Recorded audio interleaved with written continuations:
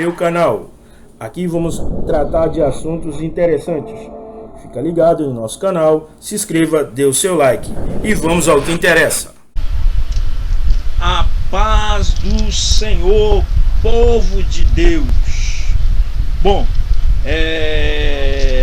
nós já vimos 5 períodos, né, dentro dessas nossas aulas do estudo desse período interbíblico. E hoje nós vamos para o 6º período, que corresponde ao período romano. Mas antes, meus queridos, eu gostaria de falar um pouco sobre o surgimento de Roma, falar um pouco dos tipos de governo de Roma, para que os irmãos possam compreender o poderio desse império romano. Mas antes de tudo, irmãos, vamos ler uma passagem bíblica que está aqui em 2 Pedro, no capítulo 1, no versículo 21, onde diz assim a palavra do nosso Deus: porque nunca jamais qualquer profecia foi dada por vontade humana. Entretanto, homens santos falaram da parte de Deus, movido pelo Espírito Santo. Louvado seja o nome do Senhor Jesus Cristo. Maravilhoso Deus e Pai, nós damos início, Senhor, a este trabalho, Senhor, e pedimos que o Senhor tome a frente, que o Senhor venha abençoar, meu Pai, a cada vida, meu Deus, que se propuser a ouvir, a assistir, Senhor, as nossas aulas. Que essas aulas, Senhor, sirva de crescimento, meu Deus, para a vida de cada irmão, que eles cresçam na graça e no conhecimento do Senhor. Que o Senhor, meu Deus, os capacite para que eles possam, ó Pai, assim, a Deus, fazer a tua obra, meu Senhor, contribuir para o teu reino, Senhor. Por isso, toma o primeiro lugar, ó Pai, porque a honra, a glória, o poder a ti pertence, Senhor. Nós só temos, ó Pai, a te agradecer por esta oportunidade, por esse desejo que o Senhor colocou no nosso coração, de ensinar, de falar um pouco daquilo, Senhor, que nós aprendemos, meu Senhor, a partir de outras pessoas, né, da oportunidade que o Senhor veio para nos ensinar, e agora nós podemos repartir, Senhor, este bolo, ó Pai, com os demais irmãos, ó Deus. Por isso, vem abençoar a cada irmão, a cada irmã, Senhor, que irão assistir essas aulas, que eles sejam abençoados poderosamente. Esse é o desejo do meu coração. Toma o primeiro e último lugar, meu Deus, neste trabalho. Nós já estamos nos dirigindo para as partes finais deste estudo, ó Pai, que é o período interbíblico, e com certeza, Senhor, outras aulas, outros estudos virão aí, Senhor. Assim o Senhor permitir, em nome de Jesus. Amém. Bom, Roma, sua origem, século X a.C. Simbolizado pelo ferro, o Império Romano conquistou e subjugou muitos povos, do Ocidente ao Oriente. O peso de seus punhos era conhecido e proverbial. Jamais houvera reino tão poderoso. A simples menção de seu nome era mais do que suficiente para amedrontar povos, derrubar reis e dilatar fronteiras. Surgiu por volta do século X a.C., no centro da Palestina itálica. Era uma colina chamada de Palestino, a partir da construção de fortificações dos latinos, povo que vivia sobretudo do pastoreio. Ameaçada pelos salbinos do século 8 a.C., uniu-se aos latinos. Com essa união de aldeias habitadas por pastores latinos, deu-se a origem cidade de Roma.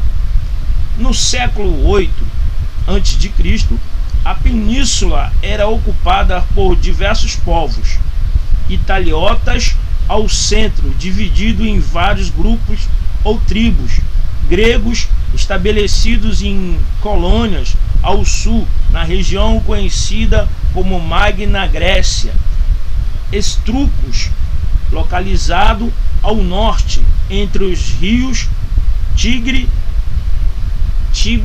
e Amon. A divisão da história de Roma. De pequena aldeia, Roma acabou se transformando no centro de um dos maiores impérios da antiguidade. A longa história dos romanos costuma se dividir em 3 longos períodos: monarquia, que vai de 753 a.C. a 509 a.C. Primeiro rei, poder político, religioso, jurídico e militar. Segundo, Senado, conselho de anciões, formados por aristocratas patrícios que fiscalizavam o rei e elaboravam leis. Assembleia, cidadãos que votam as leis criadas pelo Senado. Na República Roma, os antigos reis foram substituídos pelo Senado, o principal órgão formado pelos patrícios mais ilustres que exerciam cargos vitalícios. Magistrados, poder executivo, eleitos pelo mandato de 1 ano. Assembleia, eram 3: a Assembleia das Tribos, a Assembleia dos Centuriatas e a Assembleia da Plebe. Império, 27 a.C. a 476 depois de Cristo. Monarquia romana, característica: teve 7 reis, base da economia da época da realeza, agricultura e comércio reduzido, influência etrusca. Sociedade era formada basicamente de patrícios, plebeus, clientes, escravos. Na política, soberano, rei, Senado, conselho dos anciões, órgão formado só por patrícios. Assembleia, curiata, reunia todos os cidadãos das famílias aristocratas que tinham finalidade de votar as leis e aprovar guerras. Roma, República, 509 a.C., 27 a.C.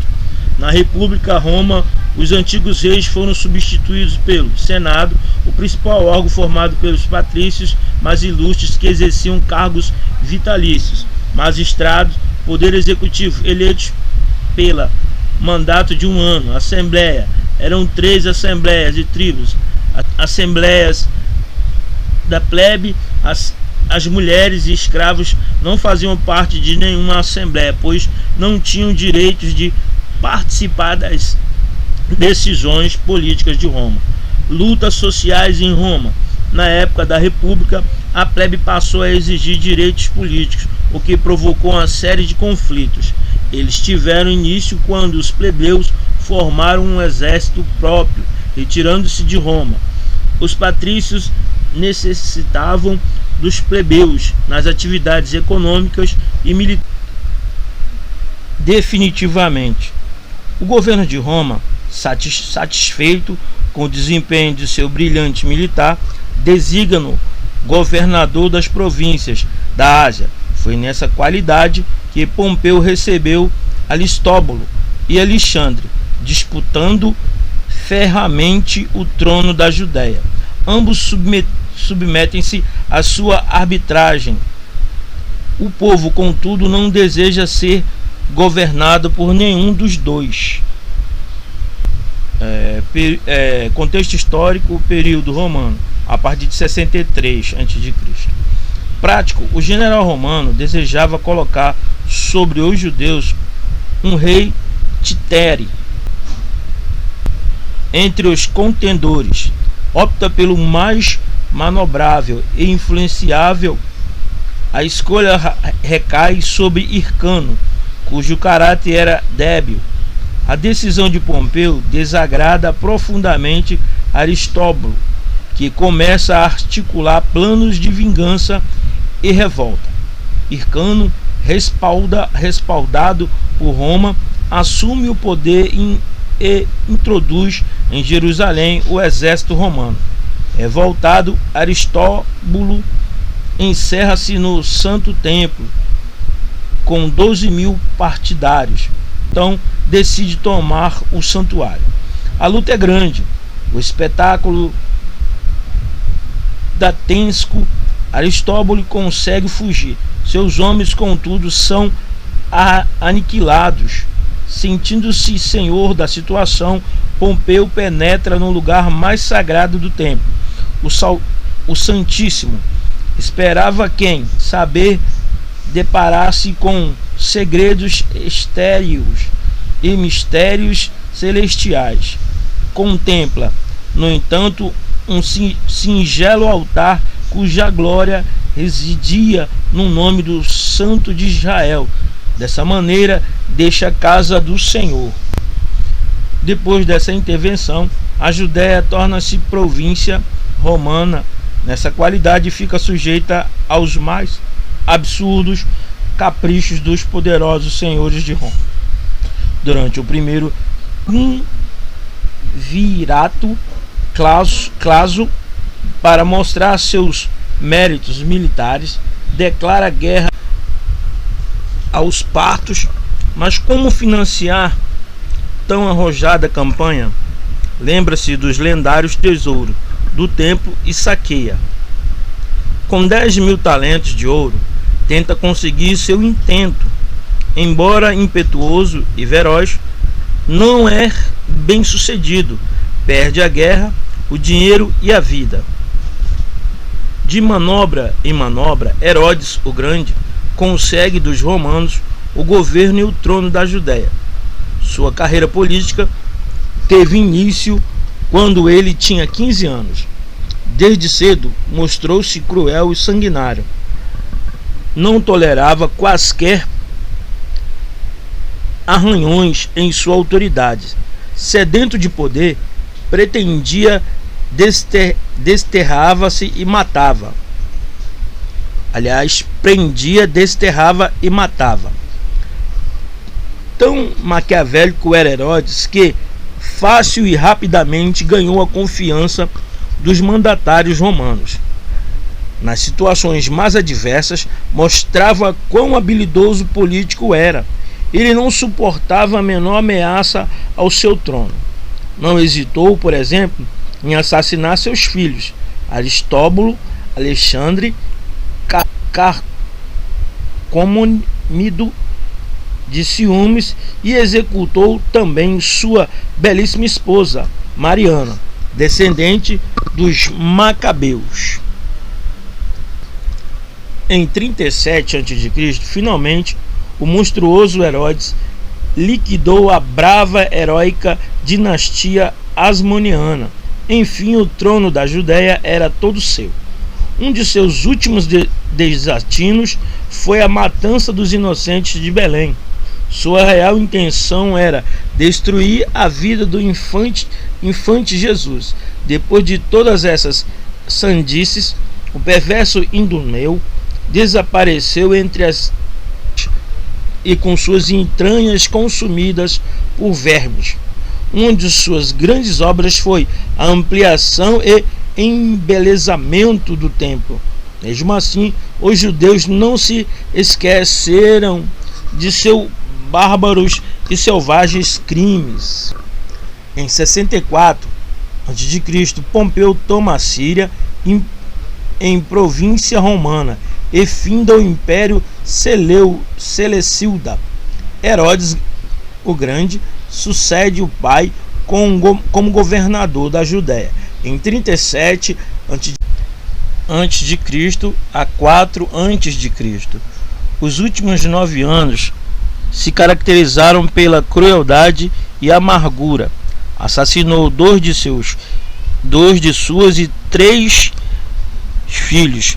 Foi este Herodes que governava Judá quando Jesus nasceu e que trucidou os meninos de Belém. A gente vê agora um pequeno mapa, né, do Império Romano. A gente vê também os antecedentes na vida de Herodes, né? Antípate, um Idumeu, descendente de Edom, ou Saul, conseguiu lugar de destaque com os romanos. Como procurador judeu, colocou seu filho Herodes como tetrarca da Galiléia.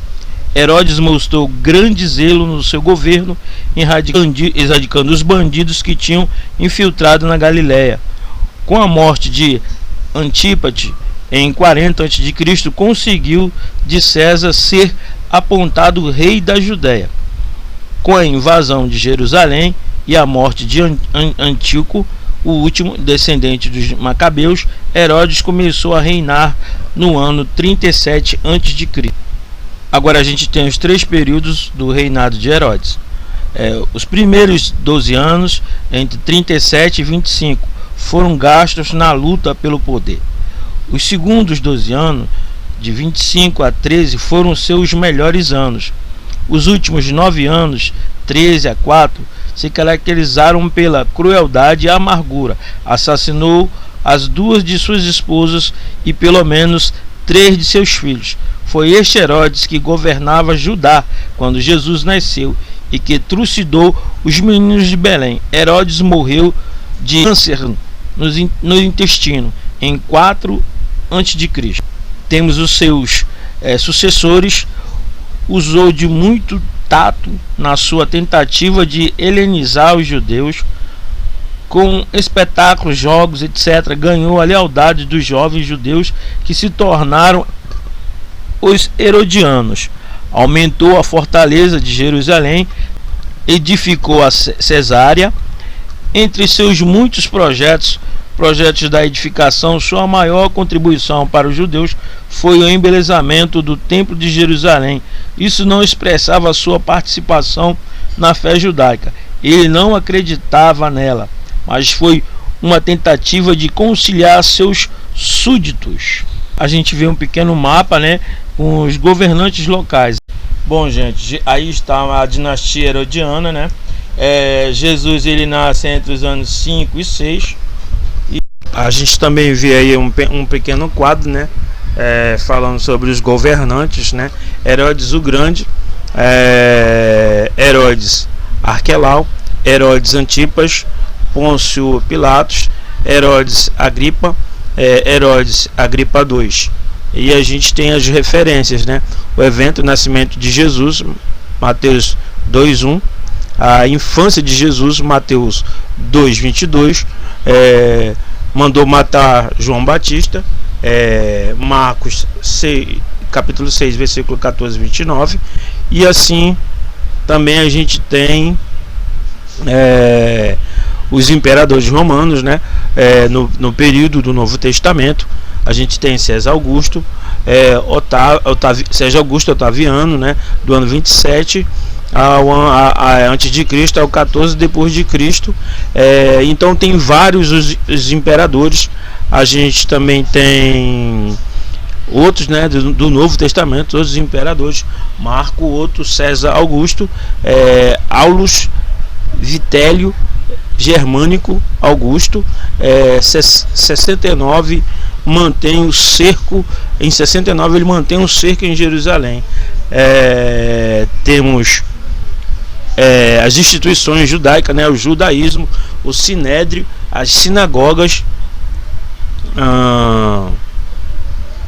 A gente entra no contexto religioso da época. Os fariseus, saduceus, escribas, essênios, os zelotes, os herodianos e os sadoqueus. A gente também vem ter o contexto religioso dos fariseus. Os fariseus eram um dos grupos que povoavam a estrutura política e religiosa da Palestina na época de Jesus.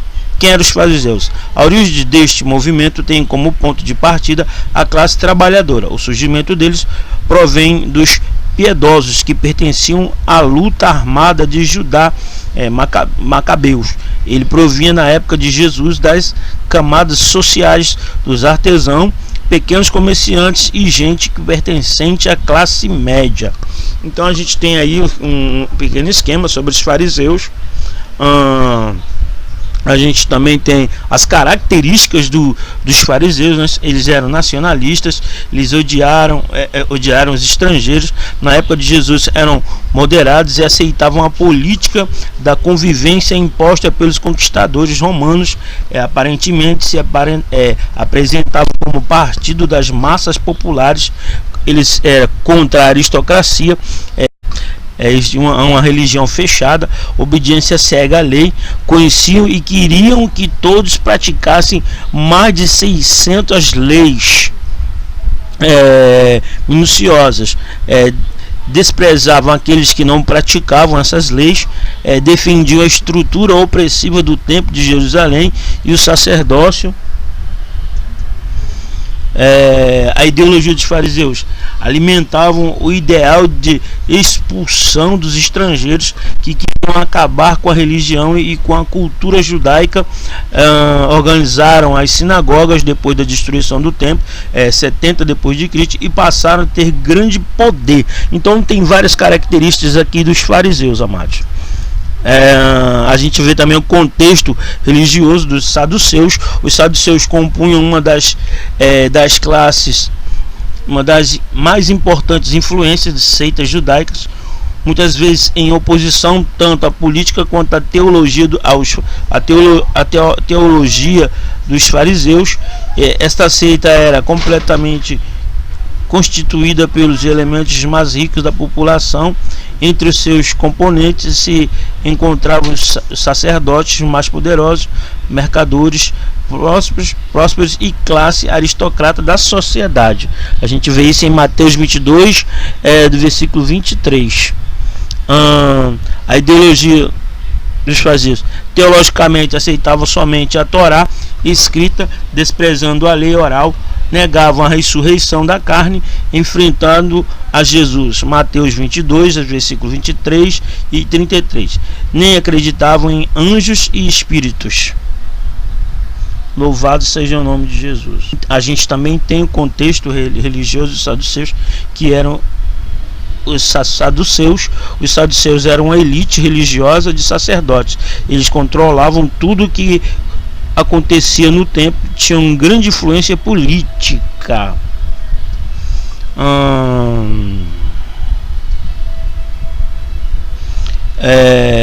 Os saduceus rejeitavam as interpretações dos escribas e fariseus sobre a lei mosaica e apegava-se à sua interpretação literal. Aí um quadro, uma comparação entre os fariseus e os saduceus. Constituíram um núcleo da aristocracia religiosa e acadêmica. Constituíram um núcleo da aristocracia sacerdotal, política e social. Então você vai fazer aí uma comparação entre eles, amados. Tem um pouco falando sobre os escribas. Os escribas ficaram conhecidos nas páginas do Novo Testamento como doutores da lei, Mateus 13:52, por serem profundos conhecedores das Escrituras. Esdras 7:12. Eles não podiam ser estritamente definidos como uma seita, mas sim membros de uma espécie de academia nos tempos bíblicos. Por isso se sentiam no direito de interpretar a lei para o povo judeu. Isso está em Mateus 23, versículo 1 a 7. A gente vê um contexto religioso sobre os essênios, né? Os essênios são os que estão mais envoltos em mistérios quanto à sua vida e suas atividades. Há 3 escritores da antiguidade que têm relatos sobre eles: Flávio Josefos e Filon de Alexandria. A comunidade já estava ativa no tempo de Jonathan, em 160 e 142 a.C., e seu desaparecimento coincide aproximadamente com a destruição de Jerusalém. Então aqui vocês dão uma olhada e você vai ver como é interessante este quadro do contexto religioso dos essênios. Os essênios, eles tinham rigorosa observância na lei, mas consideravam o sacerdócio do templo corrupto e rejeitavam boa parte do rito e do sistema sacrificial. Aí vocês dão uma olhada ali também um contexto religioso dos zelotes, né? O zelote é uma palavra grega que significa zeloso. Os zelotes tinham um intenso zelo por Deus. Atos 21, versículo 20. Era um grupo religioso com marcado caráter militarista e revolucionário que se organizou opondo-se à ocupação romana de Israel. Também eram designados sicários, ou seja, sanguinários, devido ao punhal que levavam escondido e com o qual atacavam os inimigos. Não hesitavam em usar a força, a violência e as intrigas para alcançar seu objetivo, que era libertar a nação de Israel do jugo estrangeiro. O nome do hebraico Gana, zeloso ou devoto. Finéias foi o modelo dos zelotes. Isso está em Números, capítulo 25, 10 e versículo 10 a 13. A gente tem também falando sobre os saduqueus. O saduqueu em hebraico significa justo. Em algumas versões da Bíblia o nome é traduzido para Zadok. As 4 pessoas são mencionadas na palavra de Deus com este nome. A gente tem o contexto religioso dos herodianos, né? Os herodianos formavam mais um partido político do que um grupo religioso. Eram assim chamados por serem partidários assalariados da dinastia de Herodes. Herodes o Grande tentou romanizar a Palestina em sua época. Esperavam que Herodes cumprisse a realização da esperança da nação. Então aí você tem alguma coisa, né, falando sobre os herodianos. Eu fiz uma pirâmide, né, organizacional, da organização social do tempo de Jesus Cristo. Então você vê essa pirâmide como ela é formada. A gente vai entrar nos elementos na preparação para a vinda de Cristo, né? O judaico, helênico e romano. Elementos na preparação para a vinda de Cristo. Judaico, um povo preparado, um povo escolhido para ser testemunha entre as nações. As escrituras proféticas profetizando a vinda do Messias. E aí a gente tem outras coisas. O elemento na preparação da vinda de Cristo, os helenos, né? A filosofia grega que se aproximava do monoteísmo, tendência para a imortalidade, ênfase sobre a consciência e dignidade humana e liberalismo no pensamento. A língua grega, a tradução do Antigo Testamento para a pregação do Evangelho, escrita no Novo Testamento, junto com os termos adotados por Paulo e outros pregadores do Novo Testamento para explicar o Evangelho. E aí a gente tem os elementos na preparação para a vinda de Cristo. Romanos. Cristo veio ao mundo na época do Império Romano. Todo mundo ficou com um governo único, uma lei universal. Era possível obter cidadania romana ainda que as pessoas não fossem romanas. O Império Romano mostrou a tendência de unificar os povos de raças diferentes numa organização política. Havia paz na terra quando Cristo nasceu. Louvado seja Deus. Irmãos, vocês dêem uma olhadinha nesses gráficos que é bastante interessante. Amém? Louvado seja. Então aí está o contato. Mais uma vez eu agradeço. Que o Senhor Jesus Cristo vos abençoe. Amém.